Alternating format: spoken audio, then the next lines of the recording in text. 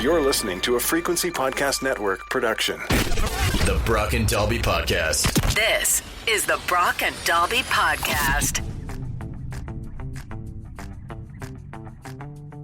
Welcome to Friday. My name is Brock. I'm Dalby. Feeling nervous, feeling excited. Game 1, Jays, Dodgers, World Series tonight. It was announced yesterday that the young blood himself, Trey Yesavage, is starting on the mound here. The king of the Holiday Inn is going to be on the bump for the Blue Jays. Yeah, did you see that during his press thing? He said he doesn't have a place to stay in Toronto. He doesn't have a home or even an apartment. The quote is, "You should see my truck right now. It looks like a mobile home. I'm changing hotel rooms every time we leave and come back. I've had to consolidate and only bring necessities in my suitcase with me." Dude, what a crazy missed opportunity for a hotel chain in Toronto or in Canada in general, though. Like, the idea that every time he's had to go to Seattle or go to New York or whatever for these games, that he's had to switch hotels. Like, if you're the Holiday Inn or the Marriott or I don't know, I don't stay in a lot of hotels, but another brand, how do you not be like, okay, this is the Trey Yesavage suite until the playoffs are done. This is your home away from home. We'll advertise it. We're the home of the hottest pitching prospect in baseball. They're like, nah, man, checkout's at 11. Gotta get you out of here, brother. I feel like it's probably just the team just forking it out for him or whatever, but you got to imagine, man, as soon as he said this, he probably got the creepiest people sending him DMs like, "You can stay at my condo." Oh, absolutely. And the crazy thing is, because, like, young, decent-looking kid, right? He's 22. So probably a fair amount of females that were like, "I have a spot for you," but also probably a bigger number of, like, 40 to 50-year-old dudes that are like, "You can crash on my couch." I do know he is in a relationship. If he was a single guy and it was like the 80s or something, Trey Yesavage would be having a field day right It now. would indeed be savage. This is the Brock and Dalby Podcast. Jays fans are waiting to boo Shohei Ohtani tonight. Yeah, I mean, it's so funny to sort of watch everybody go through the Shohei watch again, like when his plane from L.A. was heading to Toronto and everybody's reporting on it. It's like, are we really going through this all again? Are we reliving the heartbreak? For those that don't know, Shohei Ohtani was very close to becoming a Blue Jay when he decided to go to He had LA. meetings in Toronto and everything and said he was going to sign with the team and then bailed. Right. Well, and apparently, like, the wine and dine, the sweet talk with the Blue Jays also included some gifts. Did you see Schneider talking about this in his presser the other day? This is a clip from the manager of the Toronto Blue Jays, Schneider, saying, like, someone asked him, like, do you think about what it would have been like if Shohei had joined the Jays? Can't really think about what if. You know, you think about the 26 that we have. He's a great player. I'll say it again. I hope he brought his hat, the Blue Jay hat that he took from us in our meeting. I hope he brought it back finally. But and the jacket for decoy. You know, it's like, give us our stuff back already. Yeah, it turns out during the negotiation, like when they were trying to wine and dine him, they gave him a Jays hat and they gave him a small jacket for his dog. Oh, God. And he still has them. Someone asked Shohei during a press conference about it. He was like, "Oh, the hat's in the garage." He didn't mention the dog jacket, but he's like, "Yeah, I still have the hat." You know what that is? That's the equivalent of having a one-night stand with someone and you wake up in the morning and you're like, "Where's my favorite hoodie?" Yeah. What are you doing? Give that back to me. I gave that girl my hoodie to wear last night and she left with it. The Blue Jays and Shohei thought they had a real spark going. They thought this was a forever thing. Meanwhile, Shohei we had LA on the side, and he was just using the Jays for a free hat. Yeah. We were just a piece of strange for a second there for some dinner. That's all it was. That's literally what it was. It's so petty, though, even for Schneider to be like, "Hope he brought his hat. Hope he brought the hat back. You still have our hat. We haven't forgotten about the hat, Shohei." I mean, anybody who's at a one-night stand or been in a relationship before, whenever someone takes your hoodie or whatever it is, anytime you see them, you're like, just give it back. Yeah. What are you keeping, like mementos, memorabilia? I was maybe 19. I had this sweet, bright orange hoodie, fit nice and loose the way I like it, Nike and white lettering across the chest. Dated a girl for like 2 months. She still has that hoodie. I saw a picture of it the other day. I was like, that's mine. I know. And it wouldn't fit me. That was 23 years ago. Can we have a moment of silence for all the lost hoodies out there? No, sorry, stolen hoodies out there? They're not lost. I know exactly where it is. Let's take a minute here. Give us our stuff back. 762-555. You ever been Otani'd before? Is that what we're calling it now? Anybody ever take your stuff? When someone cozies up to you and then takes your things, Yeah. they're Otani'ing you? The Brock and Dalby Podcast. All right, we got Becky on the line. Everybody's talking about sweaters and stuff that have been taken from their ex. What was taken from you? I want my 6.5 years of my hellish life back Right, okay. and everything the narcissistic prick stole from me when I was packing. What'd he take? Steel-toe cowboy boots. I'm not sure what he's doing with women's boots, but okay. I was going to say, did he have particularly delicate feet? Do you think he was wearing No, them? the guy's like 6'2", 240. I want my daughter's $400 VR headset back. Yeah. Some adult things that he took. Hang on. Between the adult things and the women's cowboy boots, you're really painting a know. picture here. I mean, there's a fine line between your daughter's VR set and the other thing, but, you know. It's always weird when you break up with someone, like, why they keep or take things, Right. you know? Yeah. There's a lot of stuff missing. I notice more every day, and I want it all back. What's his name? Give him a shout out. Well, he owns a local pest control company. I'll say that. You know who you are, brother. Yep. And he's probably got his radio on, so Shout out to him. What's up, man? Give them boots back, weirdo. right? It's been 3 years, no contact. Just leave them on my door. I would like to get someone on the line who has taken, you know, a hoodie or whatever it is and ask them, like, what the justification is on why you keep it at least. Well, even, yeah, like I get taking something, maybe you're like, oh, this is comfy, I want this, but like, why do you keep it? you dated somebody for a few months or whatever, you ended up with a hoodie or something of theirs. Like, are you still using it on a regular basis? Like, I couldn't imagine still wearing something from someone who, like, dumped me or I broke up with or was never even really in a relationship with. We've got Phil on the phone. Now, Phil, everybody's texting about their hoodies and whatnot and stuff from relationships or one-night stands. You got a different story. Share yours with us. About 10 years ago, I got in trouble in Perth, and a police officer took a sesh bowl that I used to carry around.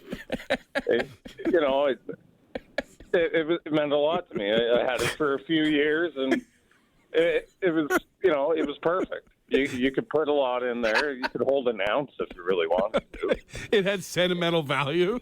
It did. And he said to me, he's like, what do you want me to do with this? I said, well, I'd like it back. He's like, no, I'm going to destroy it or bring it to court. And I said, well, don't do that. You know, it's funny. With legalization now, I wonder what they did with all of these things that they confiscated. Yeah, well, it wasn't legal back then.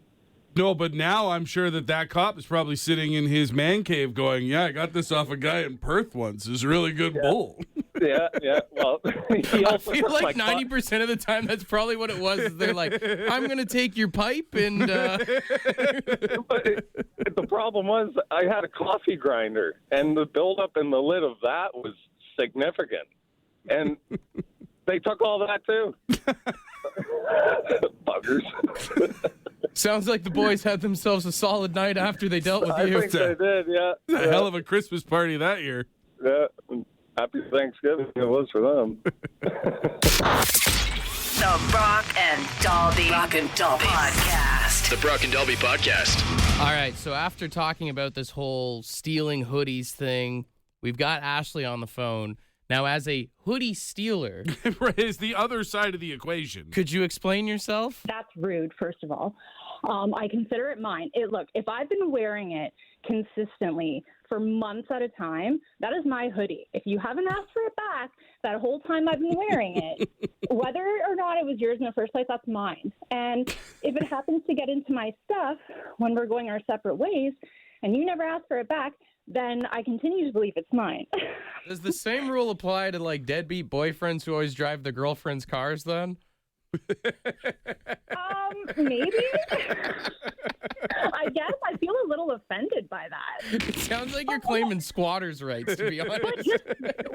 Yes, exactly. That's exactly right. And I just want to make it clear. When we keep hoodies, it's not because we're like, oh, my God, I miss that guy. No. We just really like that hoodie. And maybe that was why we were sticking around. I don't know. It's not about you. It's about the sweater. Once you get in a new relationship, that's got to go because you got new hoodies you can steal now. Yeah, the Carhartt wants what the heart wants, you know? You got it. That's exactly right. Maybe don't have such comfy sweaters if you don't want us wearing them. It's our fault. We're the ones who were the problem here. Fellas, you got to wait at least 3 months before you bust out the nice hoodies, all right? There you go. I apologize for the victim blaming this morning. This is the Brock and Dalby Podcast. Is it real? Is it fake? Do we even care? Let's find out. We love baseball names, and we've done this before with like real or fake baseball names, but everything is so Jays heavy on social media right now. I saw a list of the greatest baseball names in Jays history. Oh, okay. So I want to do a real or fake. You got to tell me, were they a real Blue Jay or is it something someone made up and texted in here? I mean, there's so many great names on the Jay. Like we talk about Trey Yesavage is a great name. Bo Bichette's a fun name to say. For sure. Even George Springer with the Springer Dinger. Just works. But there's a whole history of Jays. So we'll start here. Candy Maldonado. That is a real name. Yes, that is a great Was on the 92 baseball World name. Series Jays team there. Huck Flenner. Huck Flenner? Yeah. Was he a pitcher by chance? Did Huck? I don't know. Do you think it's real? I'm going to say that feels fake. That is real. He was a pitcher on the Jays 93 World Series team. Is that his government name? Huck Flenner. He was born to be a pitcher.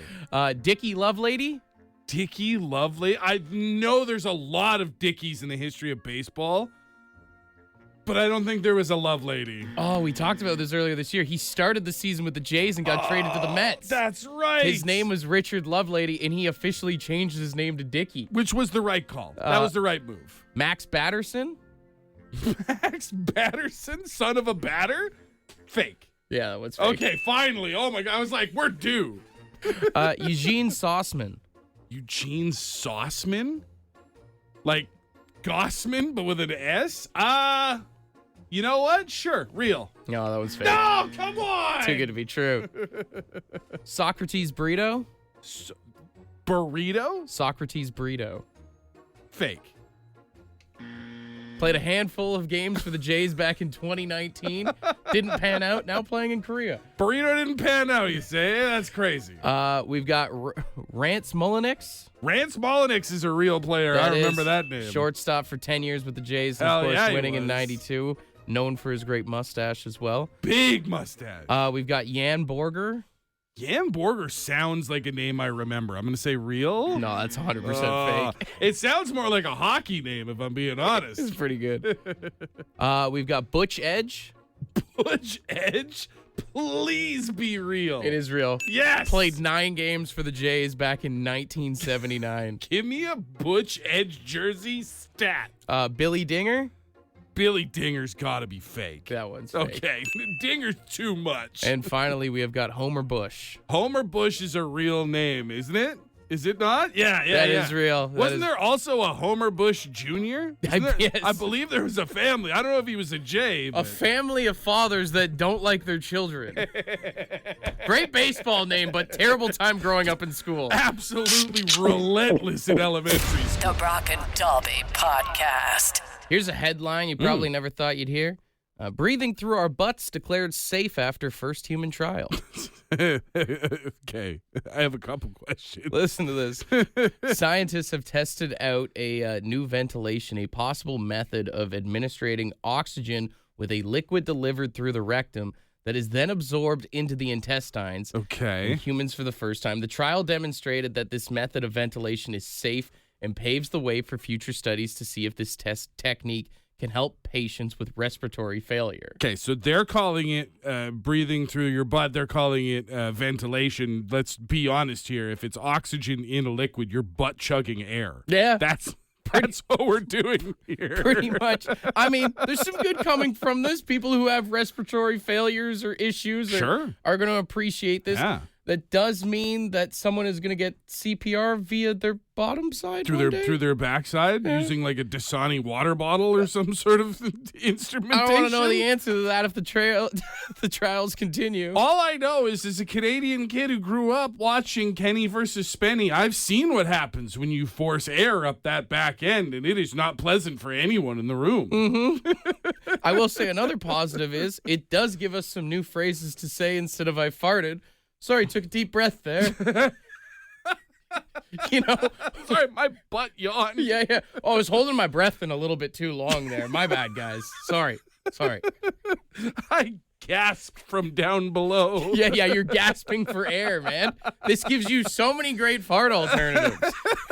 Science did wonders for us. Can we give a round of applause to science here this morning? We don't do that often. Normally our take is science is wasting time, is wasting money. But in this instance, this really is a breath of fresh air. You can literally be talking out of your ass. You can talk-ish. You can say, sorry, that's my bad breath. Just whistle it a little bit. Sorry, I just went Kristen Stewart on you guys. I'm a mouth breather. This is the Brock and Delby Podcast. Inspired by science today, we came up with some great ways to say I farted. John, you think there was one that we missed with the whole breathing thing? Halitosis of the ass. Because I guarantee I've met people whose breath could actually be worse than anything down below. I mean, but listen, you're missing the easy, low-hanging fruit. I like halitosis of the ass, but you got to just call it acetosis, right? That's the move. That's 100% the move. I'll use that today. It's so many people start texting in fart alternatives on the text line. I like this one. Like, a little bit more choking, it would have started. A little bit more choke when it started. The old two-stroke backside. Almost had some engine failure there.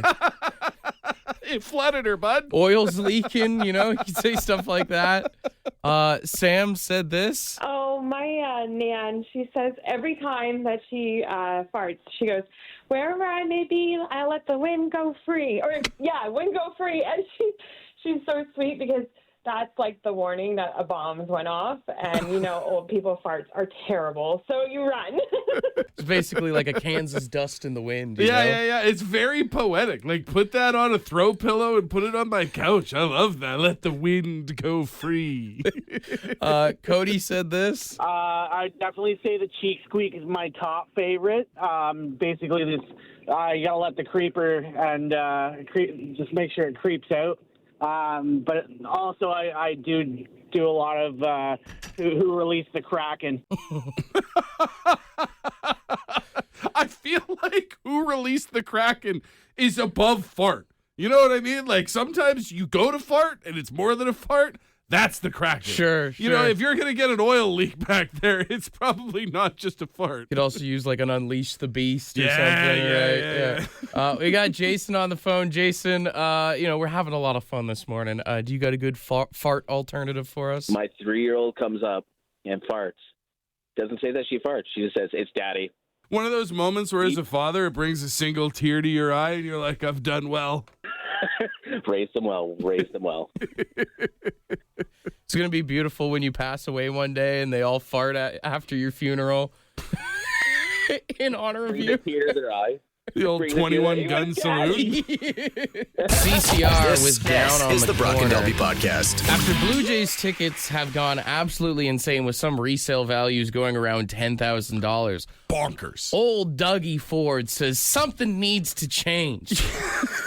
Yeah, he stood up in front of all the reporters and he was like, all right, you guys, this is getting out of control. Who's letting these people resell all these tickets for these absurd prices? Can we ring the shame bell on Dougie? Yeah! I don't know if you forgot, but in 2019, he was the guy who removed the protections in place for ticket reselling. He removed the resale cap. That's the thing. Like, he's standing there. He's what's that segment in the show You Think You Should Leave where Tim Robinson drives through the window of the store in a hot dog car. And he's wearing a hot dog costume going, guys, we got to figure out who did this. Yeah. Who's responsible for this? Could be any one of us. Some reporter just needs to hold up a mirror in front of Doug and be like, you You did this. Do you think it was like him and his boys just couldn't get tickets? It has to be. I mean, because that's the thing, right? Tickets have been oversold this whole time for the ALDS, for the ALCS. It's not even just the Blue Jays. I mean, we talked yesterday about tickets with that guy on the phone. It's everything.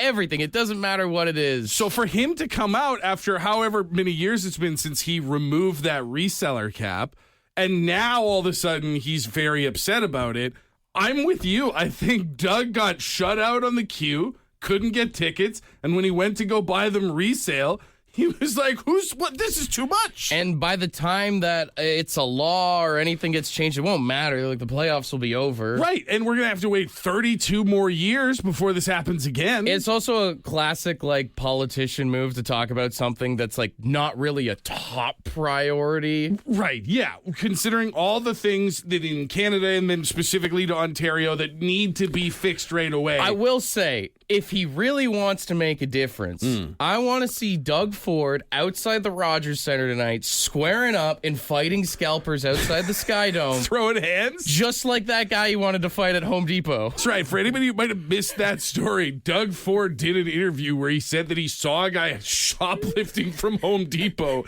and followed him to his car and threatened I was going to kick his ass. Threatened to beat him up in the parking lot, which, like, skeptical. Start fighting scalpers, and then I believe that you really feel this way. Dude, imagine, though, if you were walking up to the Sky Dome and you saw Ontario Premier Douglas Ford just throwing hands with some guy trying to scalp tickets. That would be the most fascinating. I might even vote for him next time. I'd buy a ticket for that.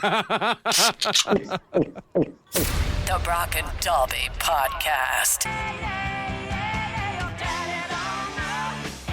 All right, this is going to be our final edition of Your Daddy Don't Know. We're looking for confessions, things you've never told your parents for $100 in Lotto Max tickets for tonight's jackpot. Yeah, jackpot tonight, $30 million on the Lotto Max. And honestly, like, we've been running a risk all week here because no one has confessed to, like, a murder or anything Round like of that. applause to that, you know? Yeah, it's been fun, interesting confessions, but nothing that's going to get us taken off the air. So thank you to that.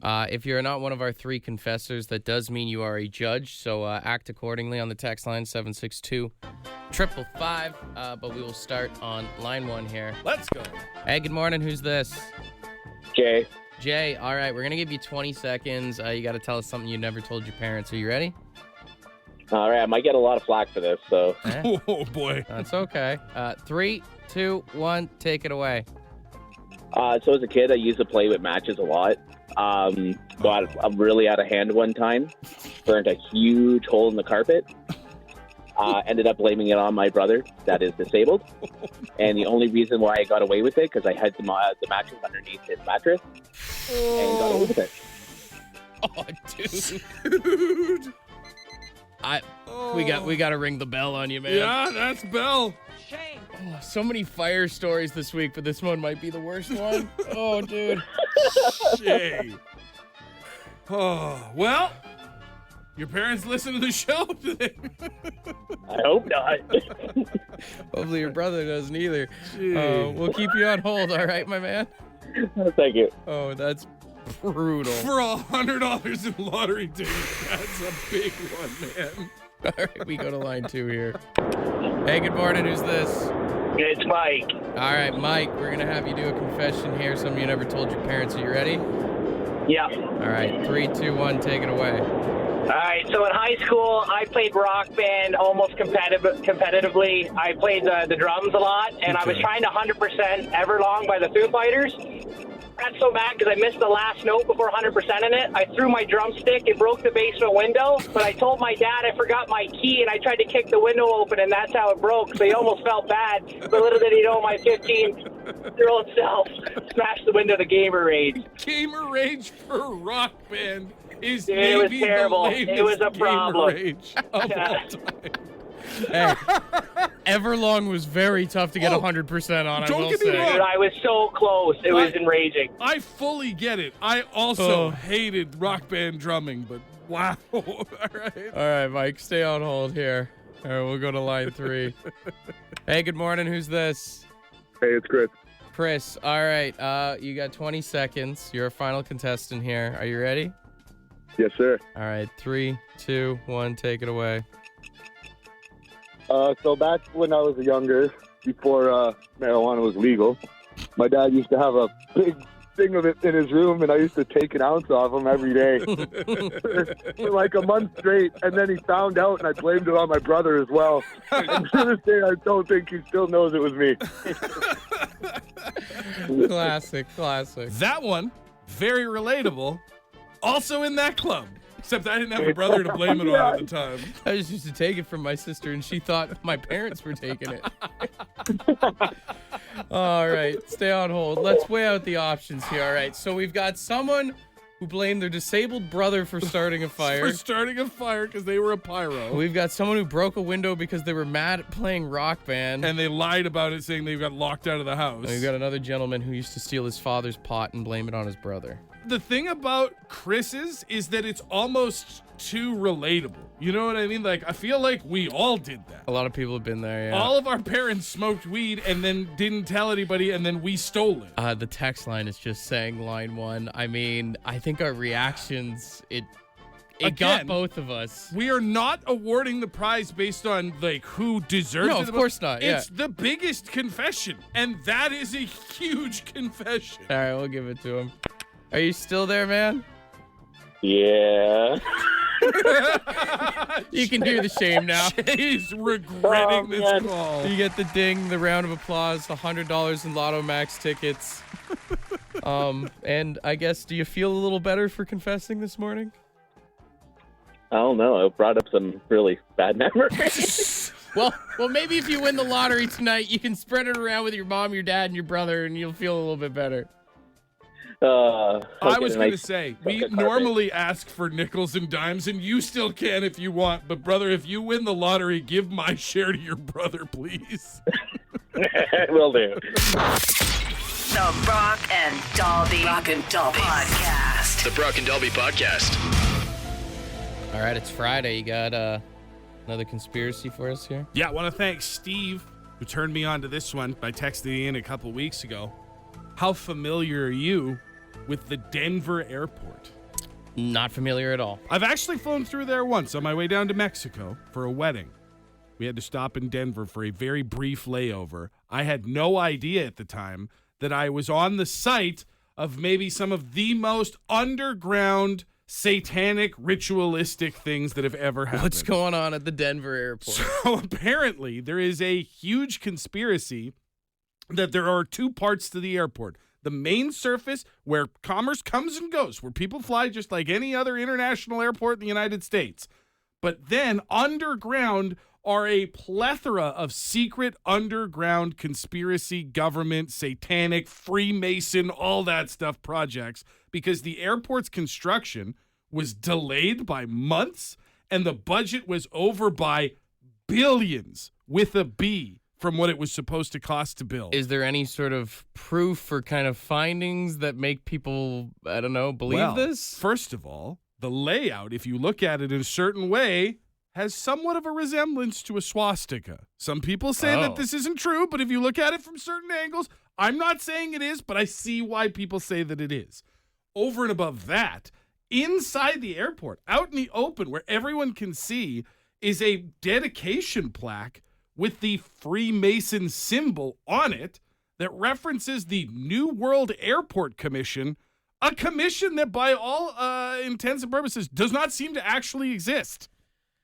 I'll level with you, man. This is the first time you sound nuts right now. You sound crazy. Okay, how about the plethora of murals inside the airport, paintings that depict environmental destruction and apocalyptic war scenes? They have paintings all throughout the airport that paint a pretty bleak picture of what the world actually looks like. Like the world on fire kind of type stuff? Basically, yeah. And to top it all off, they have a giant statue of a bright blue horse with glowing red eyes, like pure evil red LEDs. Does that mean? What does that mean? Well, it's just they say that the blue Mustang horse is meant to represent the West. You know, the Denver Broncos, same thing. Okay. They're big on horses out there. Yeah. But for some reason, it's blue. Someone made the decision to make its eyes light up evil red, and they call it Blucifer. That's the name of the horse, and it has, in fact, killed someone.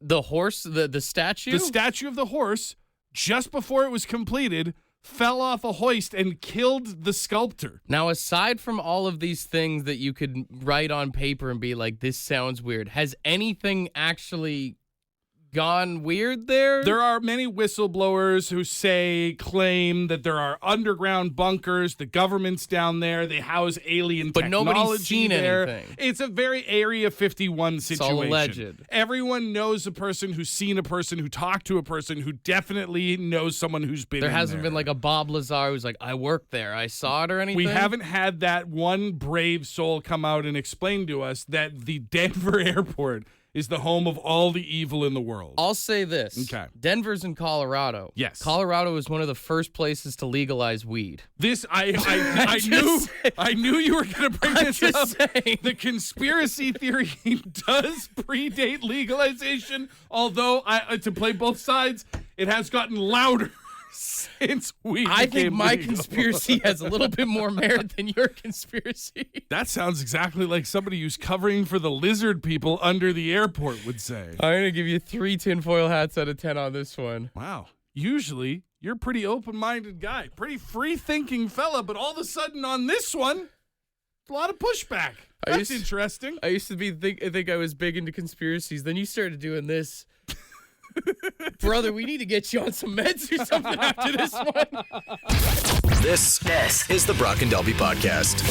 All right, as of right now, jackpot is sitting at $118,415, but it is time to give away our next early bird prize, which is $1,000 here. That's right. We have been building up to this. We saw a lot of people buying tickets. Sold over $3,000 in tickets today. That means today alone, y'all have raised over $1,500 for Breast Cancer Canada, and now one of you is getting a good chunk of it back. Yeah, let's put some money in your pocket. You got a number for me? Here you go.